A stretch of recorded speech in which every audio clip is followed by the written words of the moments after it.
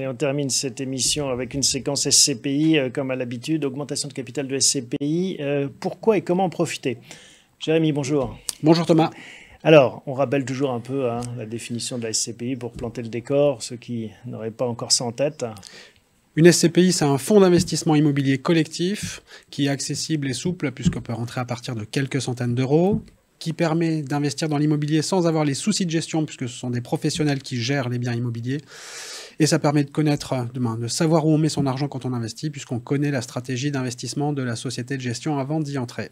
En général, une SCPI est à capital fixe ou variable? Dans quelle proportion sur le marché on les trouve? Alors aujourd'hui, si on regarde uniquement les SCPI qui sont ouvertes, accessibles sur le marché, il y a une centaine de SCPI. Il y a 200 SCPI qui existent sur le marché, mais parmi ces 200 SCPI, il y a beaucoup d'SCPI fiscales qui sont des millésimes qui ont été créés il y a plus de 10 ans et qui sont fermés aujourd'hui. Donc une centaine de SCPI sur le marché, 20 SCPI à peu près en capital fixe. Donc ça représente que 20% du marché de la SCPI. 80-20 et 80% donc à capital variable. Alors on va peut-être commencer par le capital fixe. Alors une SCPI à capital fixe, c'est une SCPI qui, comme son nom l'indique, a un capital qui est déterminé et on ne peut pas le dépasser, contrairement à une SCPI à capital variable dans laquelle on peut investir tout le temps, tous les jours, on peut envoyer des souscriptions. Donc, ça veut dire que quand la SCPI à capital fixe a été souscrite, 15, 20, 100 millions, voilà, plus personne ne peut rentrer. En dehors du marché secondaire, on peut rentrer sur le marché secondaire. Mais un exemple, une société de gestion va détecter ou cibler un actif immobilier qui vaut 15, 20, 30 millions d'euros. Elle ouvre son capital à cette hauteur-là. Elle fait rentrer les 30 millions. Elle referme le capital. Et donc là, on ne peut plus y entrer, sauf à rentrer sur le marché secondaire. L'intérêt d'être fixe ou variable, est-ce qu'il y a un intérêt pour... Il y a plusieurs différences déjà. Et il y a également des intérêts. Les grandes différences, elles se font à l'entrée, vous avez compris. Une SCPI à capital variable collecte constamment, donc elle est tout le temps en train de rechercher des actifs immobiliers dans lesquels elle va investir. La SCPI à capital fixe, elle a trouvé des actifs, elle lève les capitaux et elle investit. À la sortie, c'est également différent pour l'investisseur, puisqu'une SCPI à capital variable, on envoie un courrier à la société de gestion, elle nous rembourse le mois d'après ou dans les 2 mois. Une SCPI à capital fixe, on va sortir sur le marché secondaire. Donc c'est le jeu de l'offre et de la demande. On va émettre un ordre de vente et ensuite il va y avoir des acheteurs ou pas en face qui vont se positionner. Mais vous avez une recommandation pour vos clients? Ça dépend de son profil, ça dépend de critères. Est-ce que ce critère fixe ou variable, justement, dans son allocation, a une importance? Non, ça n'a pas d'importance, ça dépend des opportunités. On ne peut pas dire qu'une SCPI à capital fixe est mieux qu'une SCPI à capital variable, ou l'inverse, c'est en fonction des opportunités et des objectifs de chacun. Alors, il y a une opportunité, justement, puisque c'est le terme en ce moment sur le marché, et que vous allez nous détailler. Oui, on a une opportunité aujourd'hui puisque je vais vous parler de la SCPI, une des plus vieilles SCPI du marché, qui s'appelle Immoplacement, qui est gérée par le groupe Atlante Voisin, qui existe depuis 1968. Donc elle a plus de 50 ans, cette SCPI. Pour autant, elle est relativement petite par rapport à d'autres SCPI qui ont plusieurs milliards de capitalisation. Là, on est sur 250 millions de capitalisation à peu près.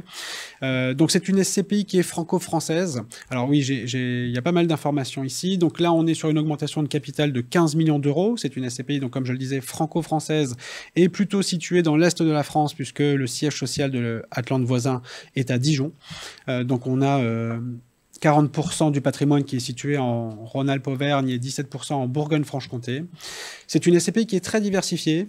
Il y a à peu près, je vais arrondir, 200 actifs et 400 locataires.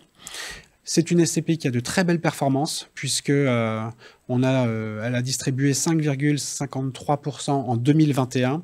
Je m'aperçois qu'il y a une erreur sur la slide puisque c'est pas 85,28 le taux d'occupation financier, mais c'est 95,28. Pardonnez-moi, c'est un très bon taux d'occupation pour cette SCPI. Et aujourd'hui, on a une opportunité. Pourquoi? Parce qu'on peut acheter cette part à 890 euros. C'est le prix de part qui a été déterminé par la société de gestion. Et lorsqu'une SCPI fait une augmentation de capital, elle est obligée de déterminer un prix qui sera le même pour tous les associés qui vont rentrer. Contrairement au marché secondaire, où on peut acheter sa part plus ou moins cher en fonction de l'offre et la demande, des souhaits, des exigences des vendeurs. Là, tout le monde rentre au même prix, 890 euros, et ce prix aujourd'hui est décoté de 9% par rapport à la valeur de reconstitution. Donc ça veut dire qu'on achète un patrimoine immobilier 9% moins cher que sa valeur réelle. Cette décote, pour séduire justement les investisseurs, c'est un petit cadeau de bienvenue? Ça peut être un cadeau de bienvenue, mais aujourd'hui, la SCPI a la possibilité de déterminer une fourchette, vous savez, entre moins 10% et plus 10%. Aujourd'hui, elle a pris le parti de se mettre à moins 10%, à moins 9% par rapport à cette valeur-là. Donc, c'est une vraie opportunité d'y rentrer aujourd'hui, contrairement à certaines SCPI où on va payer plus cher que la valeur réelle. Et donc, si on achète à ce prix-là aujourd'hui et la société de gestion va maintenir le même dividende en 2022 qu'en 2021, le nouvel investisseur aura un rendement alors de 5,42%. Voilà pour Atlante Voisin, merci pour ces explications. On passe aux questions. Hervé pose la question suivante, SCPI piège ou bon plan? Alors, on connaît la réponse. C'est une bonne question, merci pour cette question. Alors effectivement, il peut y avoir des pièges dans les SCPI. Comme c'est un placement qui est porteur en ce moment, dans la mesure où la SCPI a confirmé sa résilience de par les années compliquées qu'on vient de traverser, à la fois crise sanitaire, etc. Il y a eu des rendements qui ont été très stables, des valorisations qui ont été très stables. Donc c'est vrai que la SCPI attire de plus en plus d'investisseurs. Il peut y avoir des pièges parce que il y a des acteurs qui veulent à ce moment-là avoir également une part du gâteau et qui créent des fausses SCPI ou oui, il y a des fausses SCPI. Exactement. Il y a des fausses SCPI. Non, une fausse SCPI, ça n'existe pas, mais il y a des sociétés de gestion, des sociétés ou des margoulins plutôt, qui vont vous donner un faux bulletin de souscription qui ressemble de très près à un bulletin de souscription d'une SCPI qui existe. Ah, donc là, vous parlez d'arnaque. Voilà, tout à fait. Et donc, il y a des arnaques aujourd'hui qui existent sur ce marché-là. Donc, dès lors qu'on vous demande de faire un virement au Portugal, au Royaume-Uni, etc., donc soyez vigilants. La SCPI, c'est un produit français. Même si elle peut investir à l'étranger, c'est un produit qui est français et donc le paiement se fait toujours en France. En dehors de ces arnaques, qui sont quand même assez rares, mais qu'on a vu quand même ces derniers temps, la SCPI est plutôt un bon plan si on veut se constituer un patrimoine immobilier, créer des compléments de revenus. Daniel demande, vaut-il mieux prendre des SCPI ou des foncières en immobilier? Ça dépend de son objectif.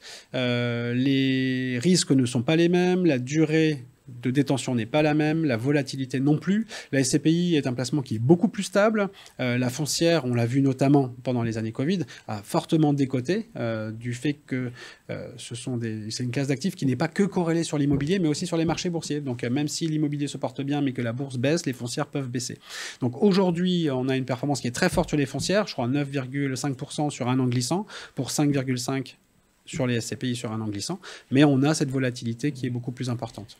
Annick, la valorisation sur le marché secondaire, qu'est-ce qu'il faut connaître? C'est l'offre et la demande, mais il y a quand même des critères à regarder. C'est la valeur de reconstitution dont on a parlé précédemment, c'est-à-dire la valeur du patrimoine, et le rendement qu'on va percevoir avec le prix qu'on est prêt à mettre. C'est-à-dire que parfois on voit des choses qui sont assez aberrantes sur le marché secondaire. On a des clients qui sont prêts à surpayer des parts de SCPI et donc qui dégradent comme ça le rendement. Et on a des vendeurs qui veulent vendre trop cher. Donc le mieux, c'est de se rapprocher d'un professionnel, d'un conseiller en gestion de patrimoine qui est capable d'analyser à la fois les indicateurs financiers de la SCPI, la valeur intrinsèque de l'immobilier, et de déterminer avec son client le bon prix à acheter pour acheter quelque chose au juste prix et qui va apporter un rendement cohérent. Et on finit avec une question de Lionel. Dans le contexte de remontée des taux qui est le nôtre, est-ce encore pertinent d'acheter des SCPI avec un crédit avec intérêt déductible de 3%? Alors, c'est pertinent d'acheter de l'immobilier à crédit, dans tous les cas, puisque c'est un moyen de s'enrichir et de se créer un patrimoine. Il est vrai que depuis quelques mois, on a les taux qui remontent et en 4 mois de hausse, on a effacé 3 années de baisse. Néanmoins, aujourd'hui, on peut figer un taux relativement attractif encore, même si on peut aller jusqu'à 2,5 voire 3% parfois. On a de l'immobilier qui rapporte 4,5 ou 5, qui sera réindexé sur l'inflation. Donc ça me paraît judicieux de le faire. Aujourd'hui, pour 350 € par mois de remboursement, ou en tout cas d'effort d'épargne, on peut se constituer un patrimoine de 100 000 € d'SCPI. Et il vaut mieux le faire aujourd'hui que dans 6 mois, puisque les taux vont augmenter tous les mois. 350 par mois, 100 000 € sur 15 ans. Sur 15 ans, on va devoir faire un effort d'épargne de 350 € par mois à peu près. Merci Jérémy pour toutes ces explications. Bel été également. Merci à vous. Bel été à vous tous. On se retrouve à la rentrée, bronzés et en forme. C'est ce que je vous souhaite pour de nouveaux épisodes de Parlons Placement.